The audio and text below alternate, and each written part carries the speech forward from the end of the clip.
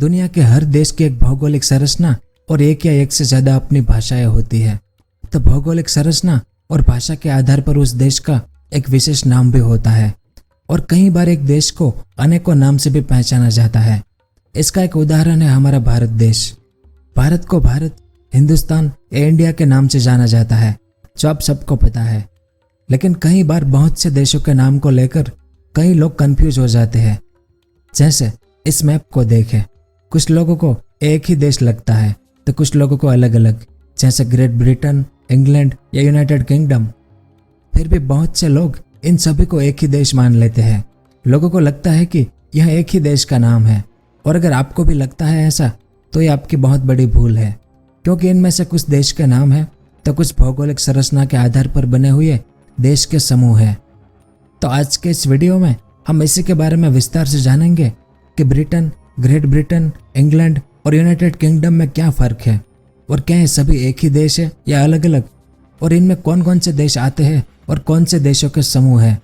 इसके अलावा ब्रिटेन, जिसने एक समय पर लगभग पूरी दुनिया पर राज किया था, आज उसके नियंत्रण में कौन से देश आते हैं, वो सब और इसके अलावा और भी बहुत कुछ जानने को मिलेगा आपको इस वीडियो में।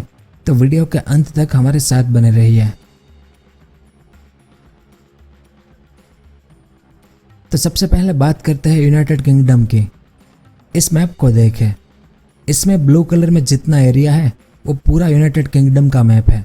यूनाइटेड किंगडम भी भारत की तरह ही एक राष्ट्र है और यूनाइटेड किंगडम की राजधानी लंदन है।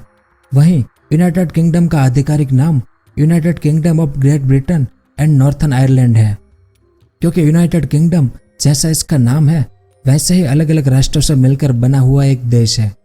तो इन देशों को आप इस मैप में देख सकते हैं। United Kingdom England, Wales, Northern Ireland और स्कॉटलैंड से मिलकर बना हुआ देश है।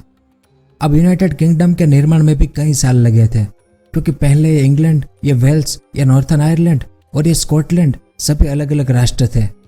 लेकिन फिर फ्रांस और अन्य यूरोपीय राष्ट्रों के आक्रमणों के कारण ये सभी देश एक राष्ट्र के रूप में एकत्र हो गए, और तभी यानी साल 1542 में इंग्लैंड ने वेल्स राष्ट्र पर अपना अधिकार कर लिया।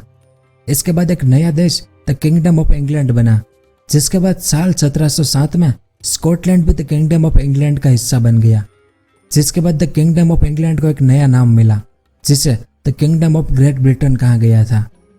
तो इसके बाद साल 1801 में the kingdom of great Britain को आयरलैंड ने भी ज्वाइन कर लिया, जिसके बाद इसका नाम बदलकर United kingdom of great Britain and Ireland रखा गया। लेकिन फिर साल 1922 में आयरलैंड का एक बड़ा हिस्सा यानी ये दक्षिणी आयरलैंड आज़ाद हो गया और उसने United kingdom of great Britain and Ireland को छोड़ दिया, जिसके बाद इस आधुनिक देश का नाम United kingdom of great Britain and northern Ireland पड़ा, यानी आज जो इसका नाम है वो वाला।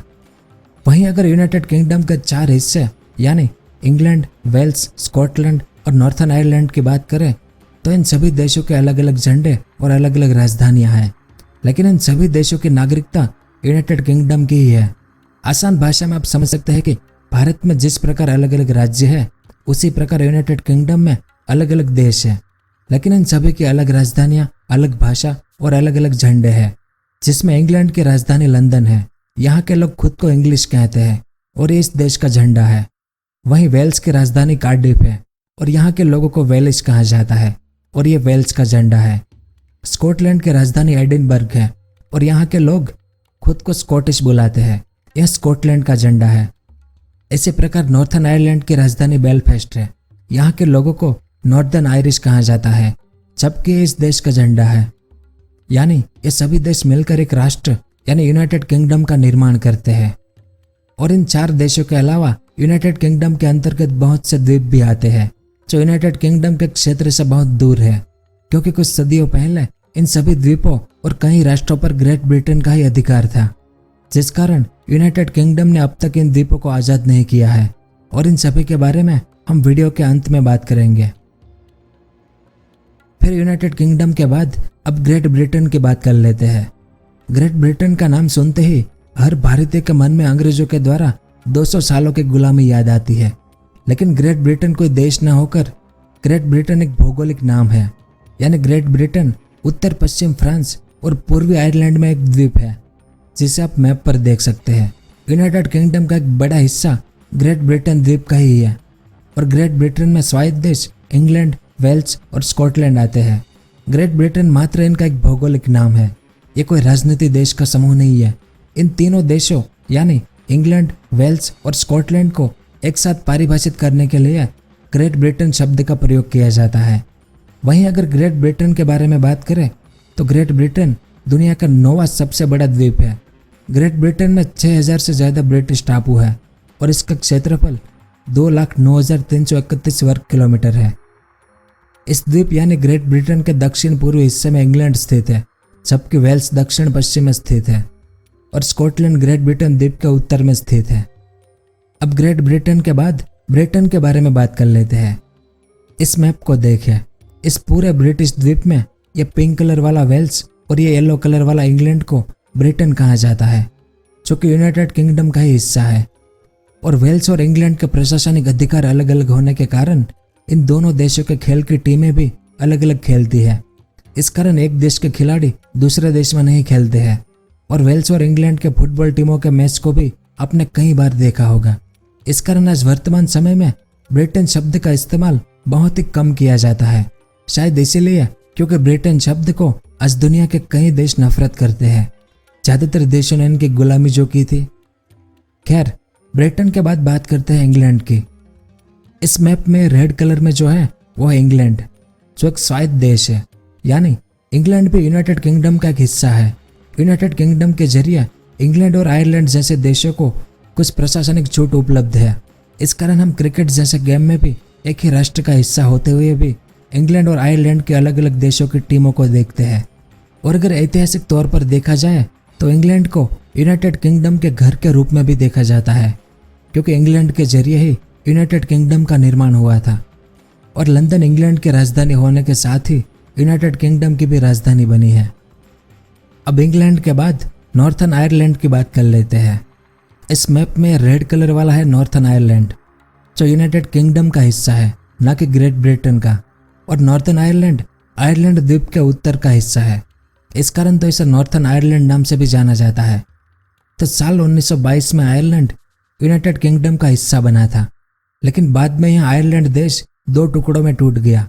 नॉर्थर्न आयरलैंड तो यूनाइटेड किंगडम का हिस्सा बना रहा, लेकिन बाकी आयरलैंड देश एक स्वतंत्र राष्ट्र बन गया, जिसे आज रिपब्लिक ऑफ आयरलैंड कहा जाता है। तो अब आपको United kingdom, great Britain, Britain और इंग्लैंड में फ़र्क तो पता चल ही गया होगा, यानी यूनाइटेड किंगडम को ग्रेट ब्रिटेन कहना या ग्रेट ब्रिटेन को इंग्लैंड कहना गलत है। अब इसके बाद आपको ये जानकर हैरानी होगी कि आज से सैकड़ों साल पहले जिन देशों या द्वीपों पर ग्रेट ब्रिटेन का राज था, वहाँ के कुछ द्वीपों पर आज भी यूनाइटेड किंगडम का राज है और इन द्वीपों को ब्रिटिश विदेशी क्षेत्रों के तौर पर जाना जाता है। ये द्वीप आज भी क्राउन यानी यूनाइटेड किंगडम की रानी एलिजाबेथ II की ही बात मानते हैं। तो यूनाइटेड किंगडम के अंतर्गत कई ऐसे क्षेत्र या द्वीप हैं जो नाम मात्र के लिए यूनाइटेड किंगडम का हिस्सा है, तो कई ऐसे भी क्षेत्र हैं जिन पर पूर्ण रूप से यूनाइटेड किंगडम का अधिकार है और एक क्षेत्र या द्वीप नाम मात्र के प्रशासनिक अधिकार रखते हैं। ब्रिटिश शासन यानी यूनाइटेड किंगडम के अधीन Caicos Island, Bermuda, British Antarctic Territory, South Georgia और साउथ आइलैंड और गिब्राल्टर आदि क्षेत्र आते हैं। वहीं Isle of Man, Bailiwick of Jersey और बेलविक ऑफ ग्वेनर से ऐसे 3 टापू हैं जिसे विशेष क्राउन का दर्जा दिया गया है, यानी इनके पास खुद की सरकार और प्रशासनिक अधिकार तो है, लेकिन यह तकनीकी तौर पर यूनाइटेड किंगडम से संबंधित है। और यह चौंकाने वाली बात है कि यह तीनों द्वीप क्राउन के प्रति अपनी निष्ठा रखते हैं, न कि यूनाइटेड किंगडम के प्रति। इसके अलावा यूनाइटेड किंगडम कॉमनवेल्थ गेम्स यानी राष्ट्रमंडल खेल करवाता है, जो अभी हाल ही में खत्म हुआ है, जिसके अंतर्गत वो देश आते हैं जिस पर किसी जमाने में ब्रिटिश सरकार का अधिकार था, यानी इन राष्ट्रों की सम्राट रानी एलिजाबेथ रह चुकी थी। तो द कॉमनवेल्थ ऑफ नेशन में 52 देश आते हैं। भारत भी द कॉमनवेल्थ ऑफ नेशन का हिस्सा है। अब अमेरिका कोई जमाने में ब्रिटिश सरकार का गुलाम था, लेकिन कॉमनवेल्थ गेम्स में भाग नहीं लेता है और ना ही द कॉमनवेल्थ ऑफ नेशन का हिस्सा है। तो इन 52 राष्ट्रमंडल देशों में से 16 देश यूनाइटेड किंगडम के सम्राट रानी एलिजाबेथ को अपनी रानी मानते हैं, लेकिन यह राजनीतिक रूप से स्वतंत्र है और स्वयं की एक राजनीतिक पहचान है, जबकि 33 अन्य राष्ट्रमंडल देश गणराज्य है, यानी वे किसी भी रानी या राजा को नहीं मानते हैं इन देशों में भारत भी आता है। अब द कॉमनवेल्थ ऑफ नेशन का कोई भी संवैधानिक दर्जा नहीं है। यह सभी देश मात्र यूनाइटेड किंगडम के साथ अपने संबंध बरकरार रखने के लिए द कॉमनवेल्थ ऑफ नेशन का हिस्सा है और खुद यूनाइटेड किंगडम भी द कॉमनवेल्थ ऑफ नेशन का हिस्सा है।